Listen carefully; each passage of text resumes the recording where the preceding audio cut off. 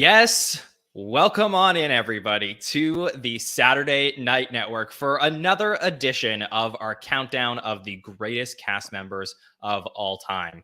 My name is John from the SNN. Very excited to be back with you to begin our journey through the top 30 cast members of all time. Over the last few weeks, as we led up to season 49, we have revealed 50 through 31. And every week for the next 10 weeks, we are going to reveal 3 more cast members, and we will have some great guests to break all of them down. If you're just jumping in on season 49 and you're like, what is this podcast? What are they doing? Well, just back about a month and a half ago, we asked everyone on social media, we asked our patrons, our podcasters to vote for their opinions on who the greatest cast members of all time were. We have tallied the votes and we've been revealing them week by week. So tonight, very excited to get back to this and let us know if you are live with us in the chat to tell us your thoughts on all the cast members we are revealing tonight. So let me bring in our guests for this evening. And first up is one of our amazing patrons and friends of the show, and that is Casey Killingsworth. Casey, how you doing? I'm doing great, John. It's great to be back with a new season. It's great to be blogging again. It's great to be back with you guys on another countdown. And yeah, things are going great. So yeah, it's all great.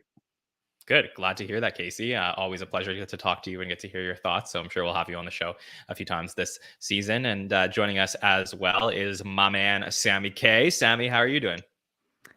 John, I'm doing well. That theme music, I know a lot of people, throughout the last couple episodes are like, wow, that theme music. But that theme music that you guys put together makes me feel like I'm at the Oscars, which is, besides SNL, my favorite thing. So I'm just excited to be here. Excited to, talk about some pretty legendary SNL cast members.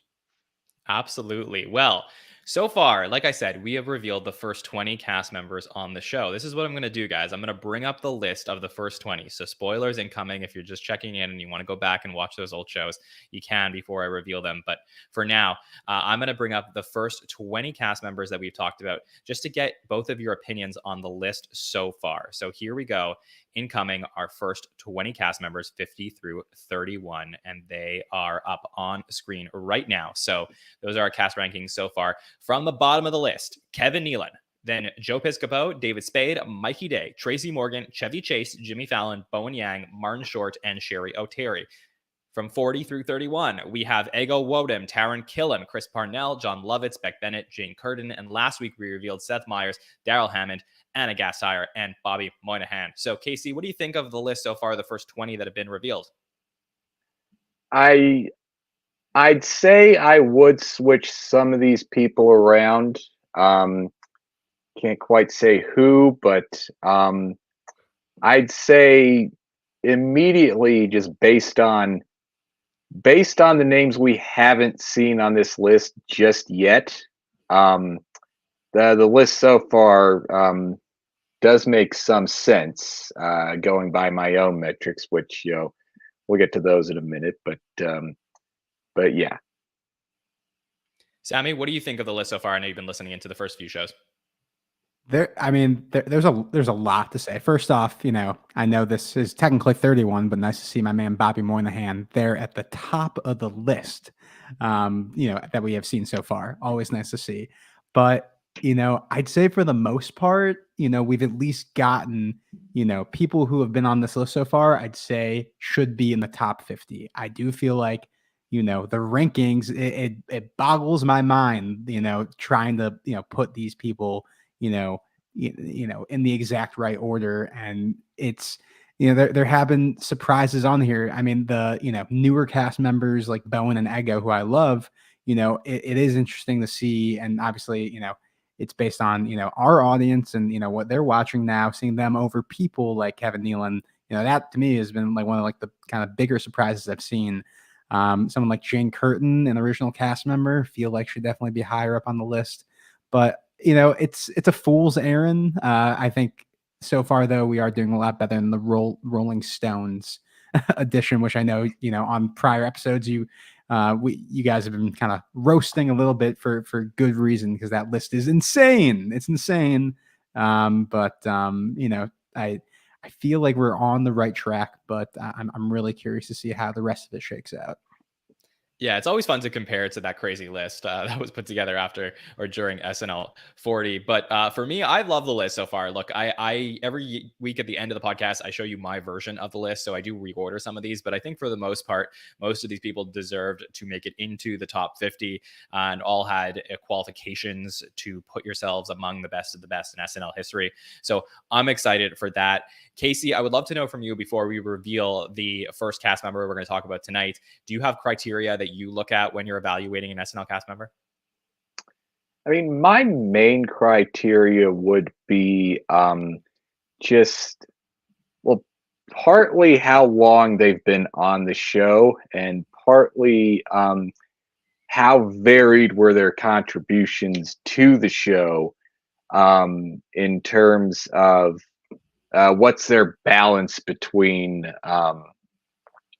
impressions that really connected with the audience, and original characters that really made it big, and just how many times they've been used in as like the glue, or just like supporting straight roles, just fill out a sketch in the background. And yeah, some people can hit all those metrics pretty high in a shorter amount of time, but people are staying on longer in those days. And that does even out the playing field a bit, because the longer that someone is in the cast of Saturday Night Live, the more legit chances they have to score with a new character impression, or just show us something different that they could do, show us a different part of that range that we haven't seen yet.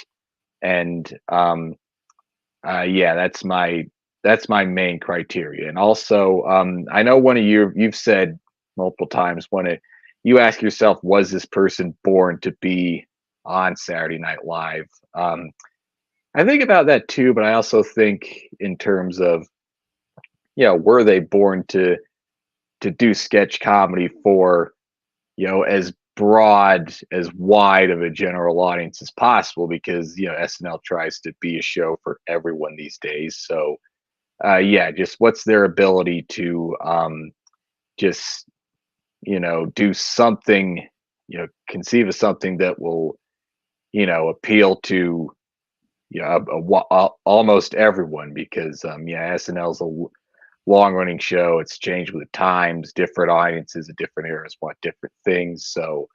Um, so just how can a cast member adapt to changing audience taste in comedy in their era? Yeah, that is fair. Sammy, what are your criteria when you are evaluating or putting together your own list? It's such a complicated question, because it is, as far as like the comedy world goes, I do feel like, being a successful cast member on SNL is, there's been so many people who have, joined the show who on paper you think would make sense, but sometimes you need that, kind of inquantifiable, intangible factor that is going to kind of elevate you to be able to, rise the ranks as far as, all-time cast members go. I really do feel like, similar with just like star power in general, it is something that like you kind of either have it or you don't. And, for some people, they have it from the first episode they join the show, and others it takes time to develop. But at the end of the day, it's all kind of part of that whole package, as far as, their time on the show and the, things they're able to produce and contribute.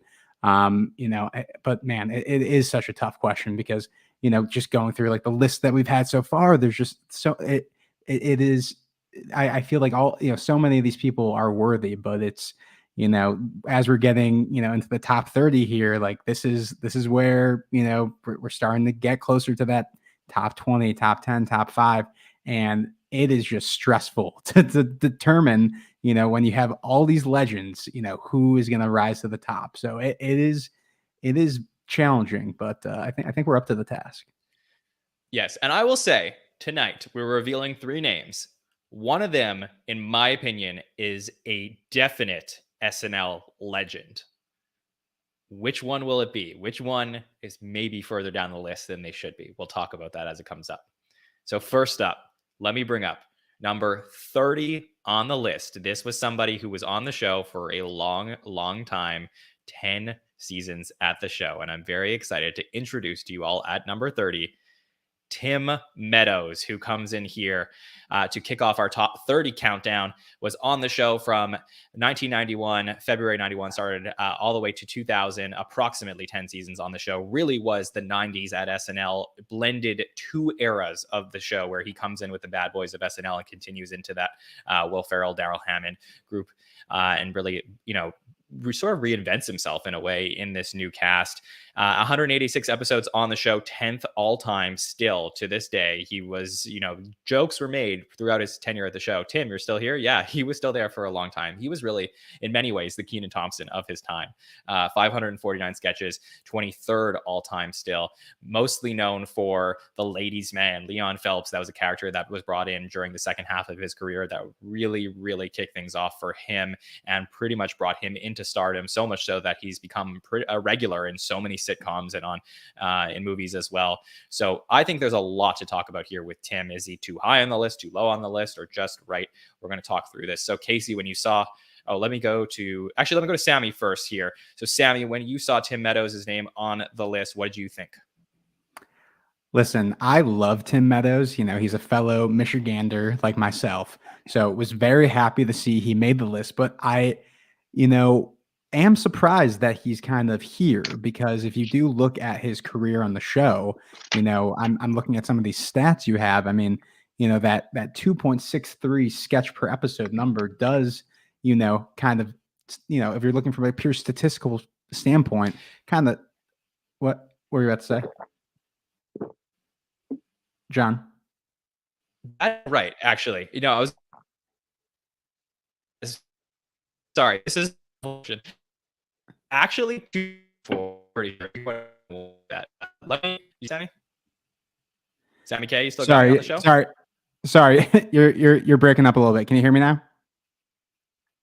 Yes. Yeah. Continue your thoughts, Sammy, and I'll work this in after. Sorry about everybody's watching live. We're just gonna fix the technical difficulties after. But Sammy, I got you now. Sorry, bit of a technical difficulties, but if you can hear me, I'll keep going. Yeah, I mean, that if you're looking at purely a statistical standpoint, that sketch per episode number, it didn't surprise me that much, because when kind of revisiting, for this episode, as far as kind of all-time classics go, I don't know if he necessarily has those, but what I can say about Tim Meadows is never bad. Tim Meadows is somebody who you can throw into a sketch and he elevates every role that he was given. A prime example of that is during the Will Ferrell doctor sketch, where he shows up for about 10 seconds as Dr. Poop, and he does the robot, and it's a totally throwaway character, but he immediately is able to make the other people in the sketch totally break. And I just think he was always just a dependable guy on the cast that you could kind of plug into your sketch and make it better. So I'm definitely happy that he's on this list, but I am curious if this is the right place for him. Yeah, absolutely. I mean, I do want to talk about the data and those numbers for Tim Meadows, but Casey, let me get your overall thoughts on Tim as a cast member and his place here on the list.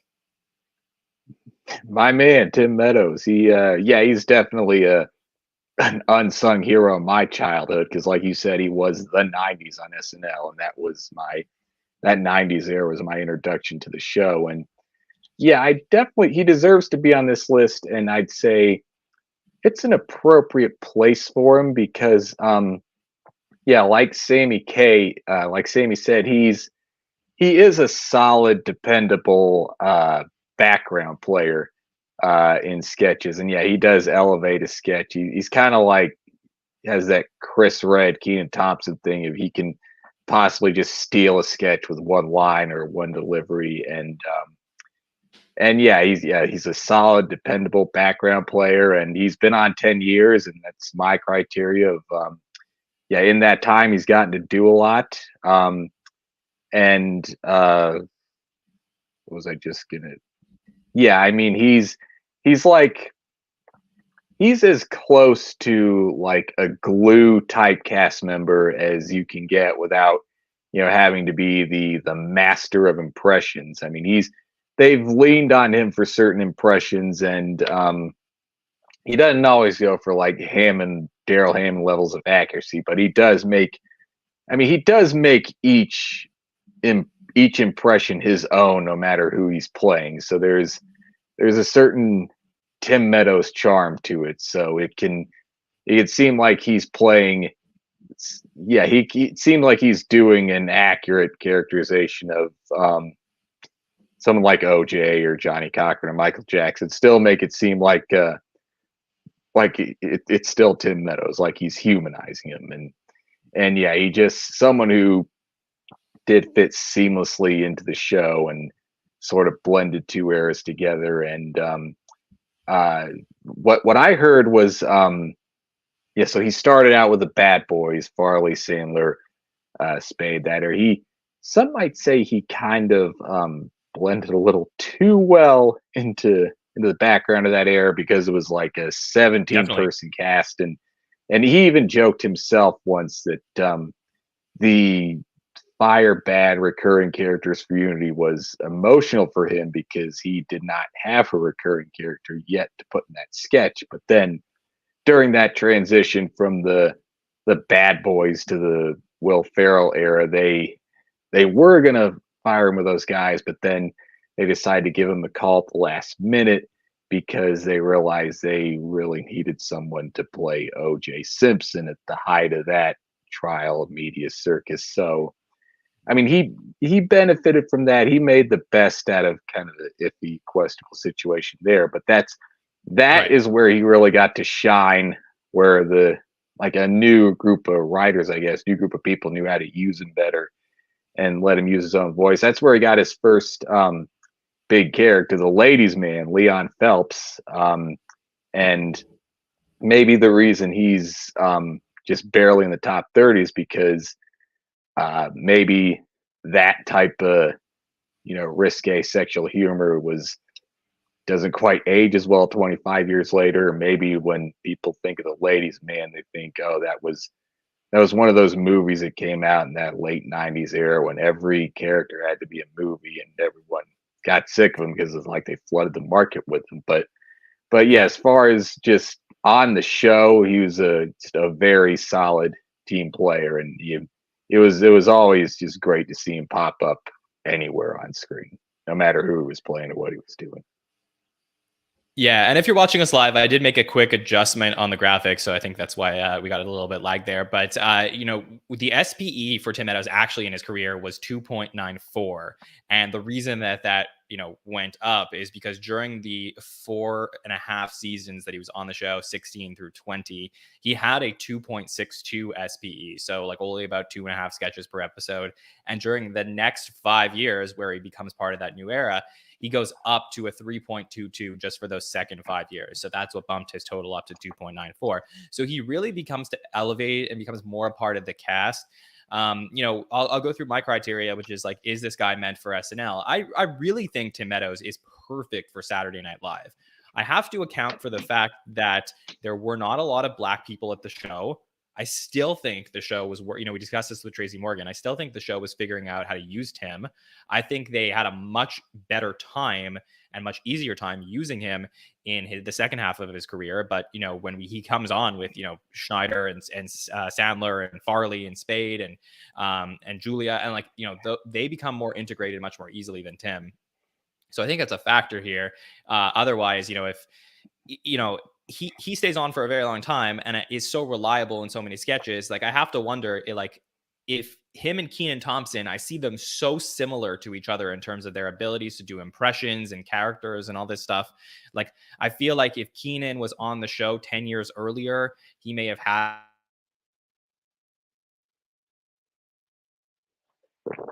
similar. I see the two of them. So that's something to think about. And then in addition to that, there's also the, was he having a big role on the show, like from season to season? So I looked through, like in all of his seasons of the show, 12th in sketch appearances, then 10th, 6th, 6, 7, 8, 5, 7, 7. So like never near the top of his cast. So that's definitely like a consideration when how we compare him to some of his peers. So, yeah, I think about all those things and start to think like, okay, is Tim deserving of the top 30 spot? And I'm having a lot of trouble in my mind figuring out how to parse through all of that and where to place him, because I do think he's such a talented cast member. But is it top 30, Sammy?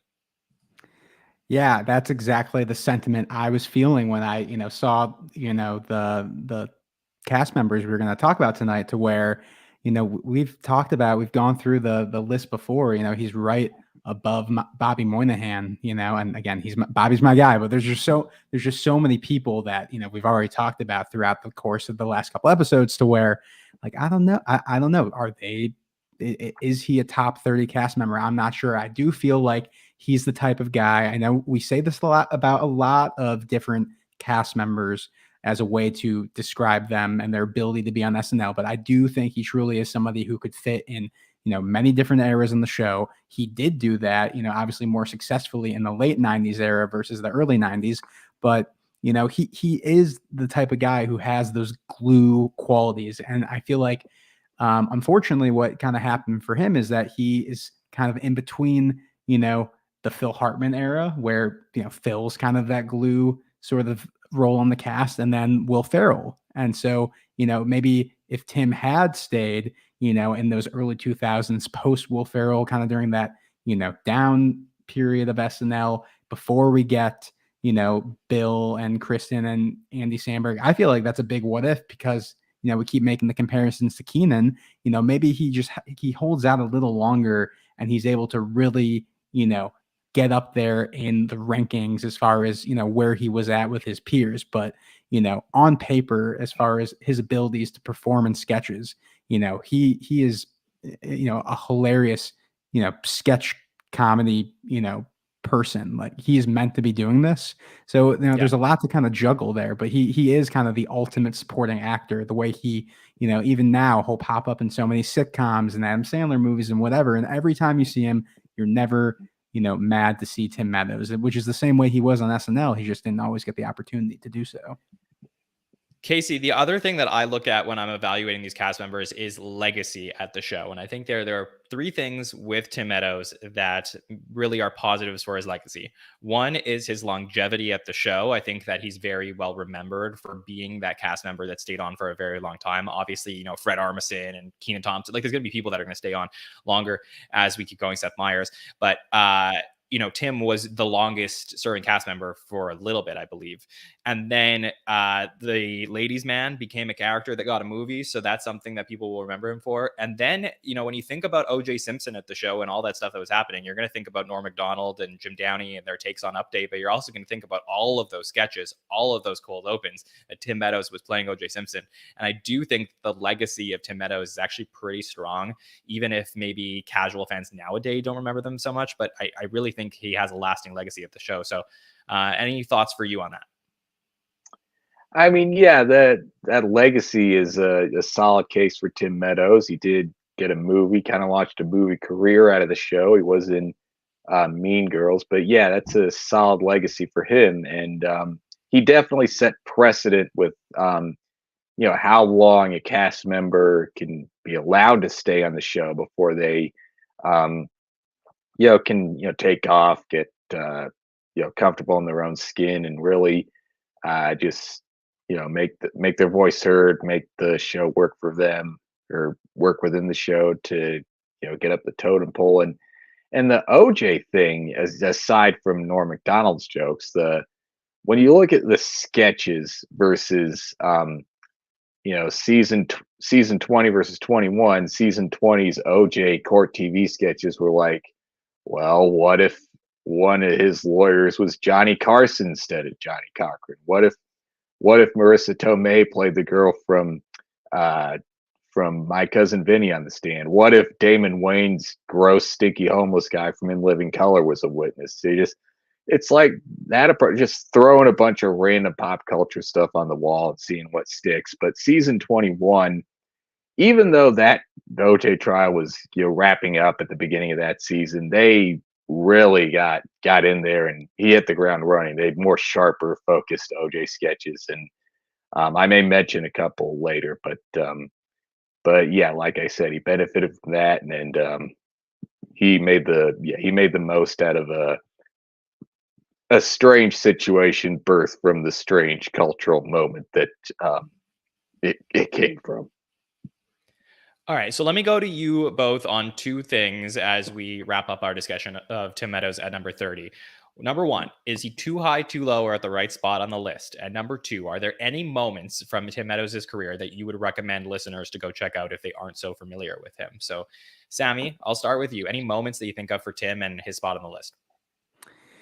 Well, one that I was really happy to revisit while doing preparation for this podcast was Jingleheimer Junction, which is such a great sketch that he does with Will Ferrell, and I believe Cameron Diaz is the host. I mean, that one is super funny, and he is playing kind of the sort of, Tim Meadows archetype where he is the straight man in the sketch around, all these kind of wacky characters. And that one, just seeing that again was super funny. And I'll also shout out Shirt in a Can. I feel like that was a great commercial parody, one that I don't think we've, for as much as we've talked about commercial parodies on this podcast, I don't think I've ever brought up or have heard anyone bring up. That one's definitely good to revisit. And a special shout out, this was not when he was on the cast, but he does have a great moment in SNL 40 where, they're doing their kind of take on the Q&As that they would do during the monologues, which I feel like Tim Meadows was a part of a couple during his time. And, he has the Rolling Stone magazine and he's like, all right, let's see who's dead last on the ranking. Can we get a camera on Robert Downey Jr.? That's like the perfect sort of use of Tim Meadows. And then as far as his ranking on this list, as much as I do love him, I don't know if he necessarily cracks my personal top 30. I do feel like he certainly has a spot in the top 50, maybe even an argument for top 40. I think his longevity on the show is, something that you really need to take into consideration. But I just feel like in another era, or if he had maybe a couple more years in the show, I could see him kind of cracking my personal top 30. But just the way that the first half of his run kind of went down, I think that does kind of dock a couple points in my book. Yeah, I will bring up that Rolling Stone article and tell you that in it, Tim Meadows was ranked at number 48, so lower than we have him now over here. In the Rolling Stone article, they talked about how everybody just keeps joking that he's still around. I don't know that Rolling Stone knew at the time that Keenan was going to continue and be on the show another 10 years after that. But yeah, this is it's an interesting spot because I think that probably the right answer is somewhere in between where Rolling Stone had him and where we have him. And we'll take a look at that as we head towards the end of the podcast. But Casey, for you, is this the right spot on the list and any other moments you'd like to bring out?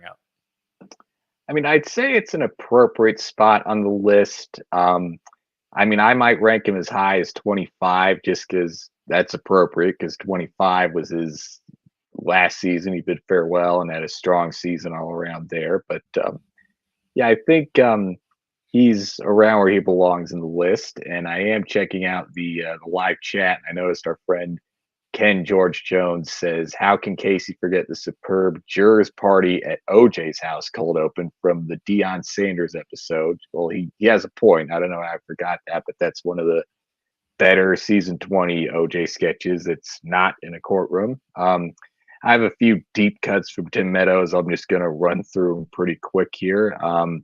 Shirtless Bible Salesman with Will Ferrell and Julianne Moore from season 23.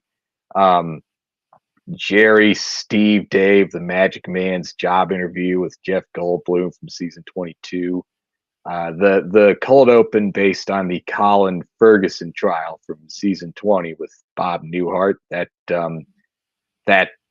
was about a guy who shot people on the subway, and Tim Meadows even managed to make that seem fun and whimsical. A man defending himself in court, even though he may or may not be competent to stand trial. Yeah, the first few cold opens of season 21. First, he plays Johnny Cochran trying to sway the jury, saying, "Well, Marcia Clark says we're playing the race card. They're playing the evidence card. That evidence isn't what this trial's about." And then the classic NFL and NBC Open where OJ's been acquitted. He's now a sideline reporter for the NFL, his old job, and he does the John Madden telestrator thing where he writes out "I did it" on the board. The Sports Center with Ray Romano, that was solid character work there. The 2 times he played Franklin in the Charlie Brown sketches in 24, 25. G-Dog from season 21, do the nasty, do the handshake, the princess and the homeboy. Captain Jim and Pedro with Sandler, season 19. The Quiet Storm, season 22. And last but not least, if you ever do find yourself just trolling YouTube, browsing YouTube for SNL sketches at 4:54 in the AM, you should check out some Perspectives with Lionel Osborne. It's fantastic. Tim Meadows fever. Catch it. Yeah, I love that sketch. It is so funny. All right, well, that is number 30 on the list. 2 more to reveal tonight. So let's turn the page into the top 30 as we go to number 29 on the list. I know this is a personal favorite cast member of many of our audience, and I'm sure they would be very excited to see her on the list. So let's bring up the amazing Vanessa Bayer here at number 29 on the list. 7 seasons on the show from 2010 to 2017. Did 149 episodes in 544 sketches. Had a lot of interesting moments on the show. Some really big characters like the ex-pornstars. We talk about the Totinos sketches, Jacob the Bar Mitzvah Boy, the impressions of Miley Cyrus and Jennifer Aniston. Like, she was an amazing impressionist too. Best friends from growing up with Fred Armisen. Like, there's a lot of moments that I'm sure you guys are going to talk about. And for me, it's just always exciting. What a joy. What an underrated cast member, in my opinion, that wasn't truly appreciated while she was on the show. But I think since she's been off the show over the last 6 or 7 years, people have come around to say, like, wow, the show really, really benefited from having Vanessa Bayer on it. So very impressive for me that she landed on the spot of the list, because I think it's well deserved. So Casey, I'm going to start with you this time. What do you think about Vanessa Bayer here at 29? I think this spot makes sense for her too. Maybe a little more recency bias is at play, putting her a little ahead of Tim Meadows because she's from a different era, but that's okay. She's been away from the show long enough that shouldn't enter too into it. And yeah, this is a theme I saw established as soon as you sent us the email letting us know we're going to be talking about the theme of just solid, dependable background players. There were some times she, had an impression or character that was a big hit with the audience, but she could shine in a straight role too. I mean, one thing people say about Vanessa Bayer that's kind of a dig, not at her, but at the writing they gave her, is that they always have her. Sometimes they would have her play the put upon, the Meg Griffin role, sort of the punching bag everyone just looks down on sometimes. And I mean, she can make the most out of that just through her own sheer likability, her warm presence on the show, just eagerness to please. And she was on the show about 7 years, which is now sort of a normal length, medium tenure. But in that time, she took her time and because of that, she was on long enough to, show us her range and do all the characters she wanted to do, and just get in good graces with the audience. So she really grew over time as well. Sammy, I know you are one of the biggest fans I know of Vanessa Bayer, so you must be very excited to talk about her place on the list here at 29. You're absolutely right, John. I've actually had the chance to talk about her entire career on the show on the SNL Hall of Fame podcast. I know we do plugs at the end, but I gush about her career on the show, Thomas Senna on that. But I'm really happy to see her crack the top 30. She definitely cracks that on my personal list. And she was able to do something really impressive. And I see some kind of, I don't know if parallels is the right word, but I know we just talked about Tim Meadows, somebody who, joins a cast and kind of transitions into another cast. Vanessa had a somewhat different but similar experience to where she kind of comes into this really established era, with the, Bill Hader, Fred Armisen, Andy Samberg, Kristen Wiig era, and she's really the only female cast member that they tried to implement into that Kristen Wiig era of the show that really is able to, not be in the shadow of Kristen Wiig, during the time that they overlap on the show, which, is a big feat on itself. And then is sandwiched in between the next big era for women on the show with Kate, Adie, and Cecily. So, she was still able to, despite, kind of being sandwiched in between these kind of big, different eras for women on the show, was able to, carve her own corner. And, you were able to get, a good amount of Vanessa Bayer, like in every, episode of the show. She did so many great impressions. She does the Miley Cyrus show in her, I think her second episode as a cast member. And, to me is one of my favorite impressions in SNL history. I think, in my, impression episode of the Superfan Takeover, we put her on there as, one of the best SNL impressions of all time. And, I think for good reason.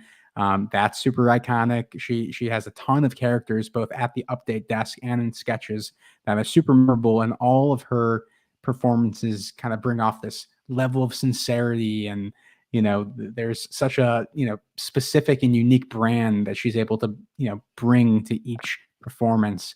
And man, I just love that she made this spot on the list.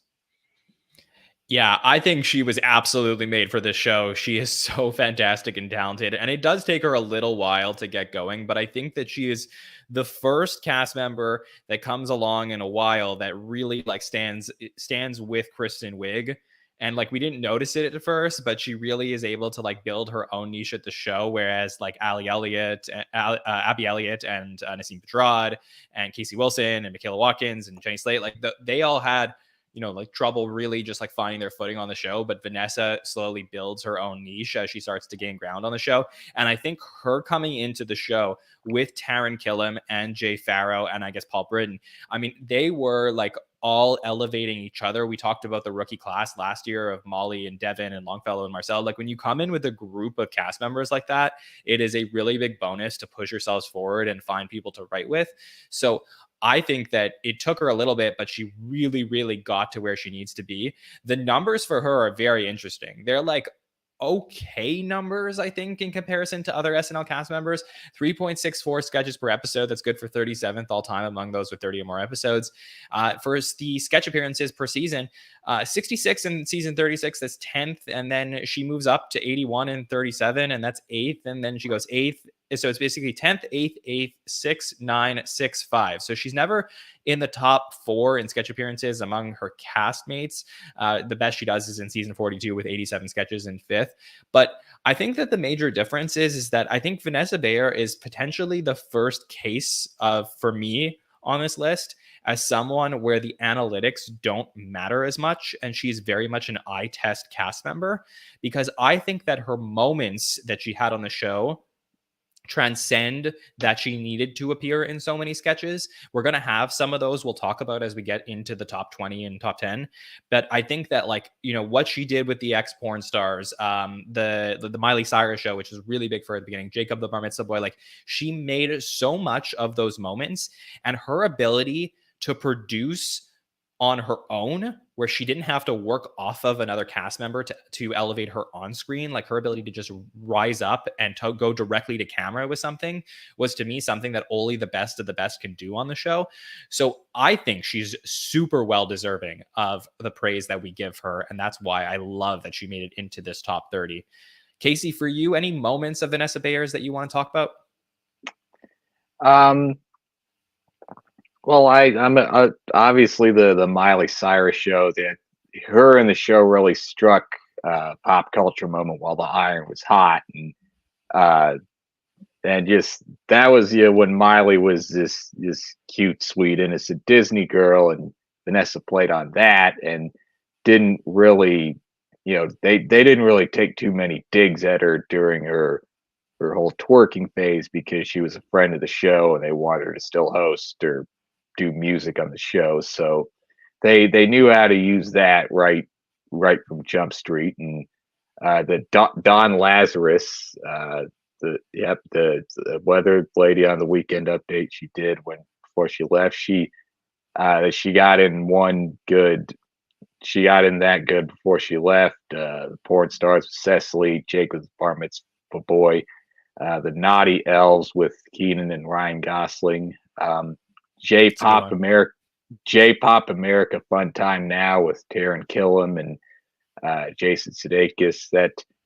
That might be a little bit of what Andy and Timmy call an oopsie do on That Week in SNL, but it's a very minor, very self-aware oopsie do that, is a pointed commentary on a very specific thing in pop culture. And also the Totino's ads with the Hungry Guys and the Larry Davids and the Kristen Stewart and also her mom in the audience of the high school theater showcases. That's solid character work from her and solid background work, and kind of like a meta commentary on her place on the show, because the focus is supposed to be on Kate and 80 and Taryn on stage as the big theater kids, and she's just there for moral support as best she can do. So she was just like we said, she made the most. She came out really great for being kind of falling victim of what people have called the lost era of SNL. She kind of got washed off the screen with Kristen Wiig, and then they were trying to figure out how maybe we can make her and Taron Killam and Beck Bennett the new faces of the show. But then when they found Kate and Cecily and 80, they thought, okay, maybe these three girls could be the faces of the show, and Vanessa Bayer can just kind of be a senior cast member who hangs back and lets them do their thing when they do their thing, and do her own different thing when it works for her in the audience. So yeah, that's pretty much Vanessa Bayer in a nutshell to me. For sure. I think that Vanessa Bayer is a lot like Beck Bennett to me, where it took time to really appreciate Vanessa after she left the show. And I think it's the same thing. Beck came in at 36 on this list. And I think that if we came back in a few years, like I said, I think he would be even higher in comparison to other people, because he just did so much in the show and he was just very impressive in that stuff. And sometimes it takes these cast members that, I'd say Beck probably had a little bit more domination than Vanessa, but sometimes it takes cast members that don't get the recognition while they're on the show. But then we look back and we're like, wow, so many episodes had a great Vanessa Bayer sketch for us to realize something like this. And I'm very happy about that now that we're giving her that praise. So Sammy, how do you feel? 29 on the list, and any other moments you would like to bring up from her? Ooh, Casey, you took so many of my moments there on my notes here, but I do want to touch on, I don't know if you mentioned Jacob the Bar Mitzvah Boy, and if you didn't, that I will talk about it. Such a great Weekend Update character. I mean, I know when you talk about Seth Meyers on the show, just the way that he was able to interact with Weekend Update characters. When I think of that, I think of Jacob the Bar Mitzvah Boy. Just such a, personal, just such like a lived in, like can totally, I mean, as someone who's Jewish, like relatable sort of the character for me, but she just does it so well, is totally lived in and a fully realized character. That was always great. And, I think we really just have to hone in on how big those Totino's commercial parodies were, because, we talk about a lot about, when is there, what was the last big viral, moment on SNL or something like that. And, I think we've had a couple since Totino's, but to me, like that was one that I still see, shared, on like just random, like, mom's Facebook pages and stuff like that. It is one that I feel like really permeated the culture. And a lot of times SNL can go back to, a certain well and there's diminishing returns, and that never happened. And I think a lot of that has to do with, Vanessa being there, kind of the creative, mind behind that sort of sketch. And then as far as her placement on the list, I'm feeling pretty good about this. I do feel like as far as, it could be a similar thing to Beck Bennett. I think that's a really good point, John, to where, the further we get away from her time on the show, I think, her placement can kind of, adjust. But, I feel when I saw this, I'm like, this actually feels pretty right, which, there have been a couple on the list so far where I'm like, no, I'd move this, I'd move that. Like this actually feels like kind of just right. Okay. Well, I thought something that was interesting, by the way, in connection with Tim Meadows. So Tim Meadows was in 549 sketches, 23rd all time. Vanessa Bayer was in 544 sketches, 24th all time. So right behind Tim Meadows, 5 sketches less than him. So thought it was fun that we got to talk about them back to back here. Rolling Stone at the time in 2015, so 2 years before Vanessa left the show, had Vanessa at number 43 on their list, 5 spots ahead of Tim. Said she always manages to stand out and they love the ex-porn stars. So we have her higher. So 2 more years on the show and more recognition. So it is very interesting. And I love how many people are praising Vanessa Bayer in the chat. So there you go. Number 29 on the list. One more cast member to talk about today. And I like I said, there's someone we're going to talk about today who I do think is a legend of the show. And I'll say it right now. I think this is a little low for where we're going to be talking about them on the show. This is someone who was the first new cast member in SNL history. And that is Bill Murray at number 28 here on the list. 4 seasons on the show, or 3.5 seasons on the show, 1977 to 1980, was a weekend update anchor for a couple of them. Just so well known for his time on the show. I think that I'm gonna say it. I think that the listeners may have bumped him down for some outside of SNL things that have come out over the last couple of years. I think this is our biggest. The biggest knock on the list so far, I think, probably. 72 episodes on the show, 430 sketches. Obviously, Nick the Lounge Singer and, his ability to, just be so dynamic on update, basically be the Chevy replacement and find his footing on the show eventually. He does host the show 5 times as well. So that is another thing to consider as far as legacy is concerned. And just look, if you're on SNL right now, you're a cast member and Bill Murray walked in the building, you'd be like, oh, we're standing with a godlike cast member, this is a top tier guy. So for me, I think that this is a very controversial placement to put him on the list here. And I would love to get into it. We'll talk about some of his numbers and sketches and moments as well, but I want to see what you think in the chat too. So Sammy K, heading over to you, 28 for Bill Murray. Yeah, I mean, I think, someone in the chat said it. I mean, it could be something to do with more recent headlines could have affect, the voting here. Because I personally think if you're looking at his place in SNL history, his contributions to what he did during, those 4 seasons as a cast member and, the countless appearances he's made since, I think this is way too low. Like you said, the first new cast member, and for as much kind of conversation you guys have had over the last couple of weeks about, Chevy's placement on the list, he was able to come in and, kind of do something, he came in to replace Chevy, but where Chevy was very much so, the star of SNL and, wasn't collaborating a ton with other, cast members. And it was really, all about him. Bill Murray was kind of the opposite in the sense where he was totally a team player, ensemble player, worked so well with so many different cast members. Obviously, the one that comes to mind first for me is Gilda Radner, with the nerd sketches. Those are some of my favorite characters, as far as SNL recurring characters go. Definitely some of my favorites. Obviously went on to be a huge star outside of SNL, but I think if you're looking at from a statistical standpoint and a legacy standpoint, I don't think Bill Murray should be, anywhere, outside of the top 20, top 15 personally. Yeah, me too. I mean, I definitely can see the argument for why maybe his legacy is higher than his actual production on the show. But let me just put this out to you, and then we're going to go to Casey's thoughts. I mean, he comes on, partway through season 2, 61 sketches, so 7th on the cast. So, that's nothing to talk about. But season 3, 4, and 5, 103 sketches, 106 sketches, 117 sketches. So second, first on the cast, really carries part of the show, especially post John Belushi and Dan Aykroyd. Season 5, he's like a huge, I can't imagine what season 5 looks like without Bill Murray. So for me, like, so important to the history of the show that I think this is a fascinating discussion to have. Casey, what are your thoughts on this and Bill ending up at 28 on the list?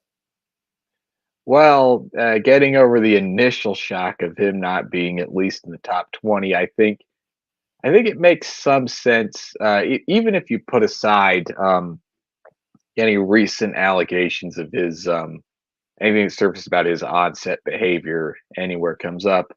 When you really put his not just his SNL tenure, but his like whole career in comedy and show business under a microscope, you'll notice that like he was the first new cast member. He um, he joined midway through season 2, so a few weeks after Chevy had left.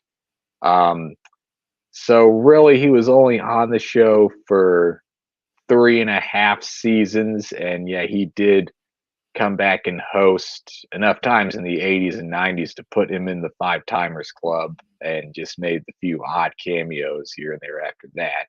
Maybe he got too old to host, I don't know, but um, like if you ask people their favorite, Bill Murray moments at his whole career, most of them are probably going to be from, his movies, which weren't as much, SNL character movies as just things, he designed to show off his acting range, and yeah, more his movies. And when people think of him on SNL, they just think maybe Nick the Lounge Singer, the Cheeseburger, and just but he did he seemed like a guy who wasn't as focused on characters as he was just acting character work, like our friends John and Eric, I noticed in the chat. And yes, I do. This is why I do think that even Bill Murray fits the theme of our portion list of just solid, dependable background support, because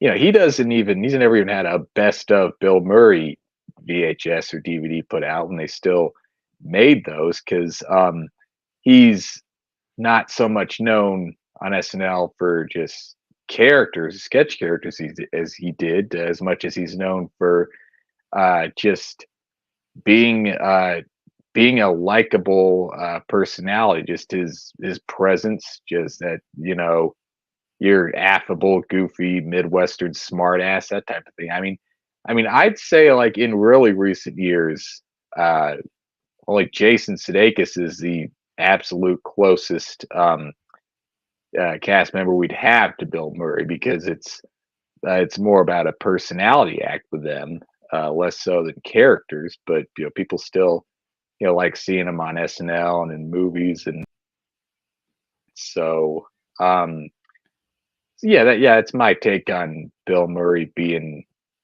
firmly in the middle of our list, as it were.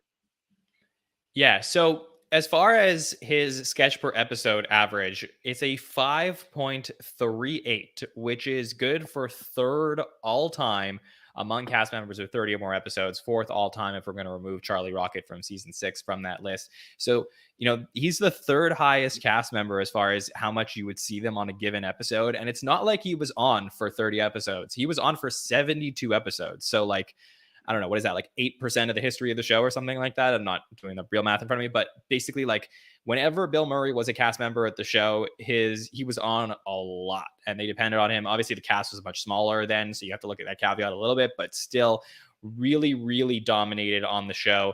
And I just think his trajectory on the show is so fascinating, where he comes in, Chevy is like running the show, and then it's transitioned over to Bill. And then Bill is trying to work his way back in, and he is like the good guy to Chevy's bad guy, where he starts to fit in with the rest of the cast.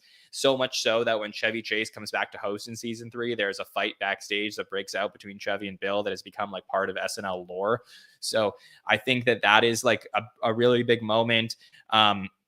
I think for like all like the backstage drama that has come out over the decades about the first few seasons of the show, about the drugs and the misogynistic stuff that people talk about, I think like Bill Murray, during his time at the show, has stayed a little bit clean in terms of that stuff. Like maybe some stuff has come out about his movie career and his onset stuff since then, but I think like he was fondly remembered for his time at the show as well.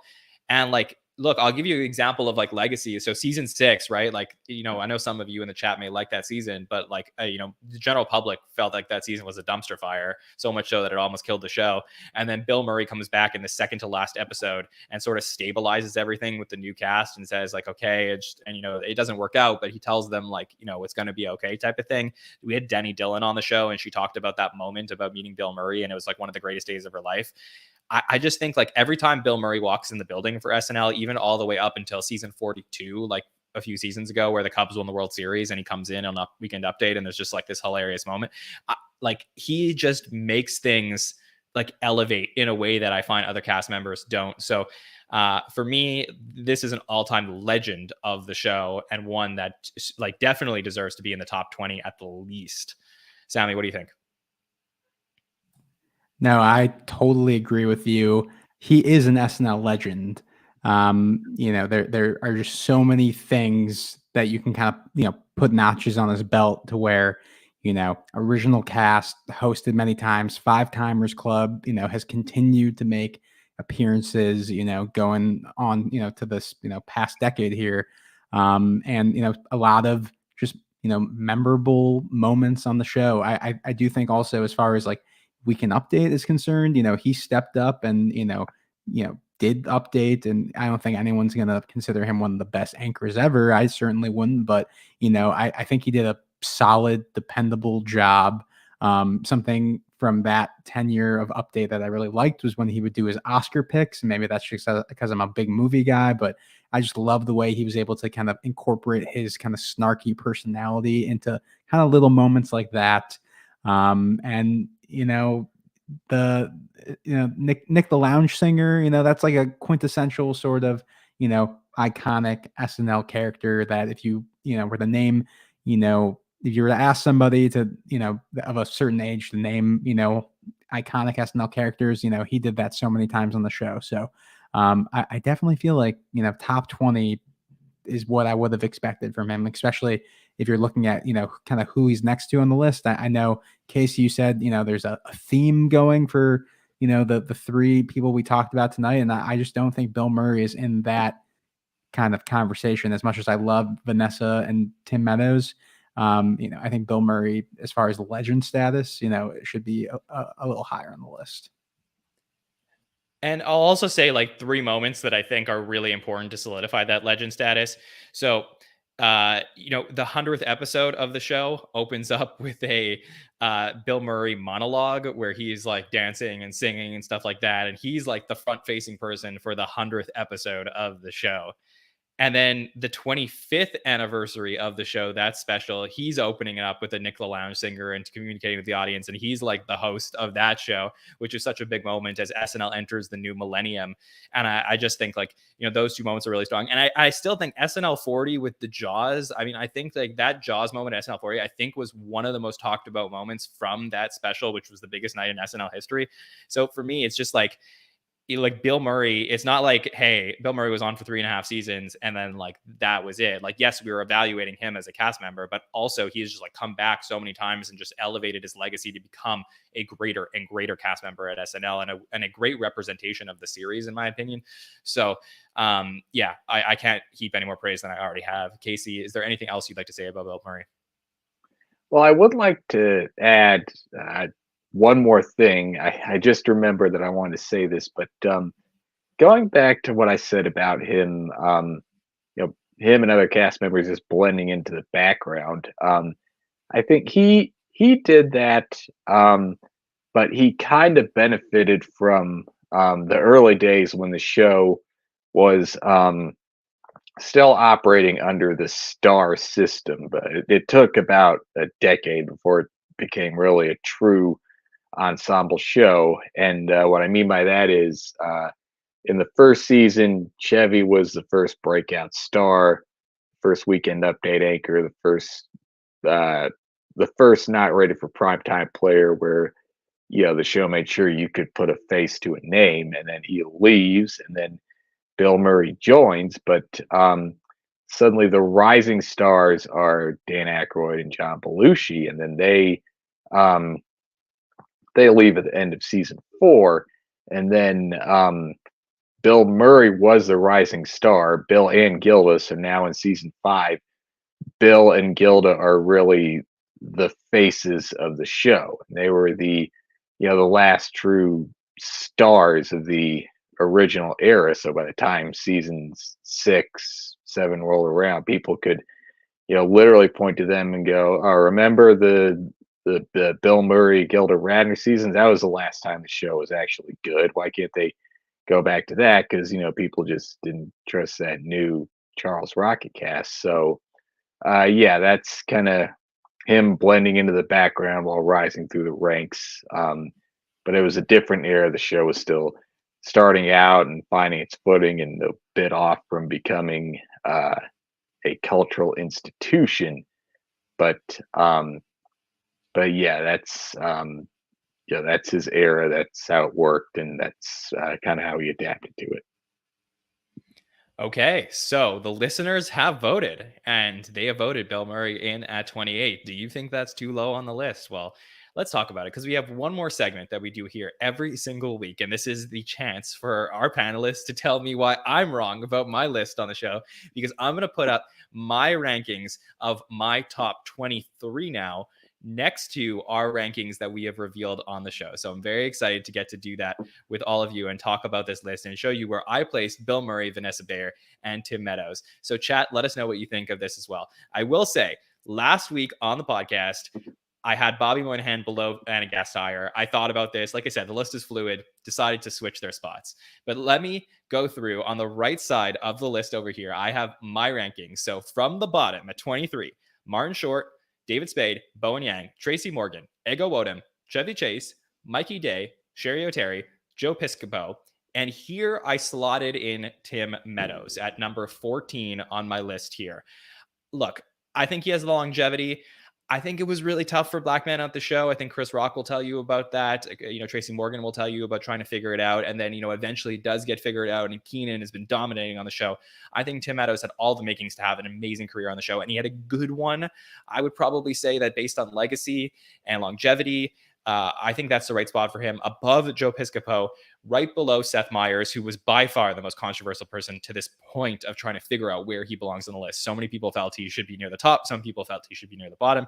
I have him at 13 and smack dab in the middle of the list so far. Then we have Jimmy Fallon and Taran Killam up at 13, 12, then 11. And here's my top 10. I start with Vanessa Bayer there in my top 10. I think this is my spot for Vanessa, right under Anna Gasteyer. I think she's totally underrated and really stabilized the show, but she never truly dominated on the show the way that the people did above her. All the people in the top 9 above her, I can argue, had domination on the show in certain episodes or seasons. I can't argue that for Vanessa Bayer, despite the fact that I think her moments really, really stood out. So a little bit tough to figure that out as well, but that's where I'm landing on Vanessa.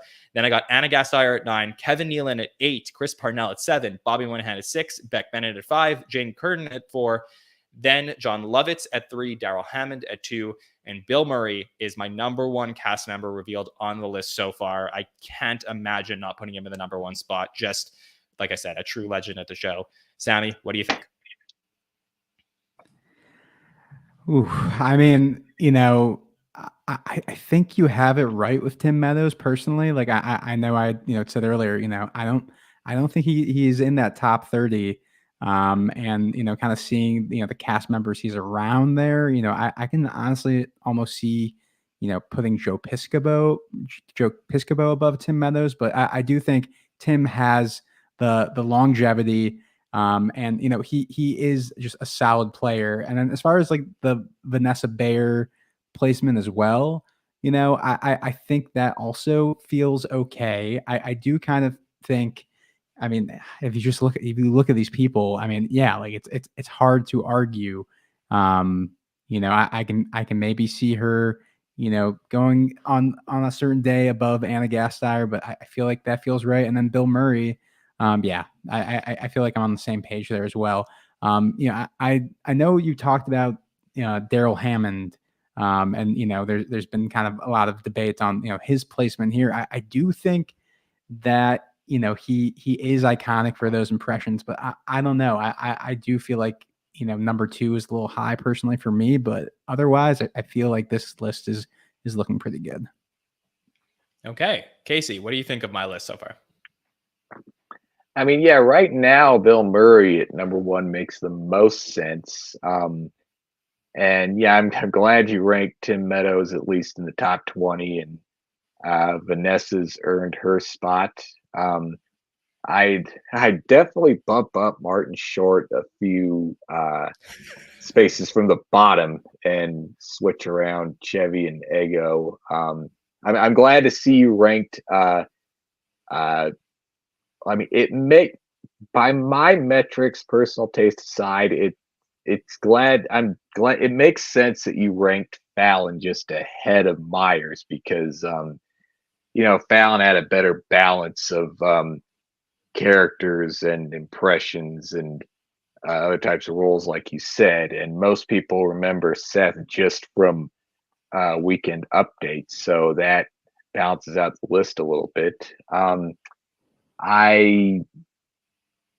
The top 5 makes some sense. I don't know if Beck should be at number 5. Maybe I'd switch him around with either Bobby or Parnell, and Lovitz and Curtin I'd switch around. But other than that, I'd say that's a solid list, and you mostly got it right. I did want to throw out a couple of Bill Murray deep cut moments.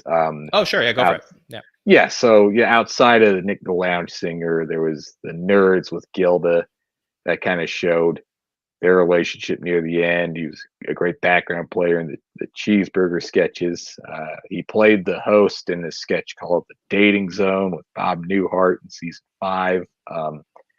In the season 4 premiere, there was a sketch where Aykroyd as Jimmy Carter, he tried to broker a Beatles reunion where Murray played McCartney and John Lennon played Belushi. Kind of an oddity sketch there. The script and development from when he hosted in season 6 and the cold open from that as well. He played Steve Bannon in 2018. If you remember who he was, you'll know what I'm talking about. If you don't know, let's move on. Right. There is one. That was an all-time great moment for you. Not all-time great, but a good, a deep cut that shows. I might dock him a couple points. Yeah. Let's move him down. It was a very of the moment. That was a very of the moment thing. It made sense in 2018, but it shows he's still got it, and they can still use him in some capacity when they need to. But maybe the most pivotal moment in his career, not just at SNL, but in comedy, was at some point in season 2, he just did a straight to camera monologue sitting at a desk saying that he hadn't really scored on the show because people come up to him on the street and say, "Oh, you're so funny when I see you at the laundromat or at that party, but why aren't you funny on the show?" And it's just the writing, the material, and not to throw them under the bus, but I could really use some honest support. I have 9 brothers and sisters. I'm a good Catholic boy from a big Catholic family, and he said his dad died when he was 17, so it just wasn't the right time for him to be funny because he's trying to make it big to support his family and show that he said his dad people said his dad was funny, but he may not be around to see his dad be almost as funny as him. But that seemed to turn it around for him. Just a direct plea to the audience. You can find this on YouTube if you search like SNL Bill Murray apology. You'll find that. Maybe not the apology from Bill Murray some people would be looking for now, but I encourage you to check it out because it turns things around for him in his SNL career. it's just a glimpse inside this new cast member, just getting to know Bill Murray. It's funny and poignant, and at a time when the show could pull off those things just expertly. And yeah, that's all I really have to say about Bill Murray. So no, thanks for sharing that. Sorry I didn't get to those earlier, but yeah, I think there's some great deep cuts for Bill Murray. And look, I do see some people in the chat talking about like Bill Murray versus Jane Curtin here. So I have Bill Murray at 1, Jane Curtin at 4, and I just think the thing for Jane is like maybe if we're just talking about Jane versus Bill Murray in the first 5 years, actually, I would say this definitively. If I'm talking about Bill Murray versus Jane Curtin in the first 5 years, I'm placing Jane Curtin as a greater cast member over Bill Murray for those first 5 years.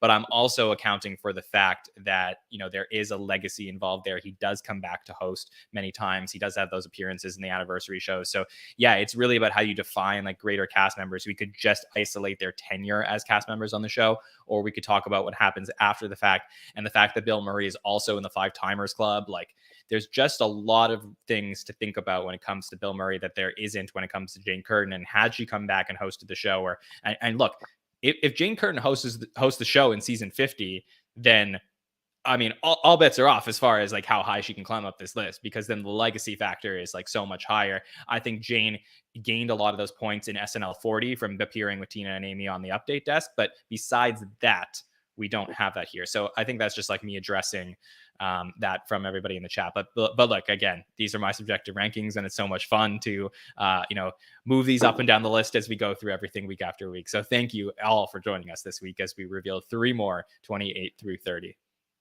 Sammy, did you have fun tonight? Oh, I had a blast. This is such a challenge, and I've been listening to these episodes and I'm just like, oh my God, I'm not dreading coming on this show, but I'm just like, oh man, everyone has so many opinions, and people are really passionate about them. But I hope I did a good job. I guess I should plug. Is this where I plug? Yeah, go ahead. Yep. You guys can find me at that Sammy K on Instagram, Twitter, and TikTok. This is my first time plugging this. I, for whatever reason, made another Instagram account, Sammy Just Okay.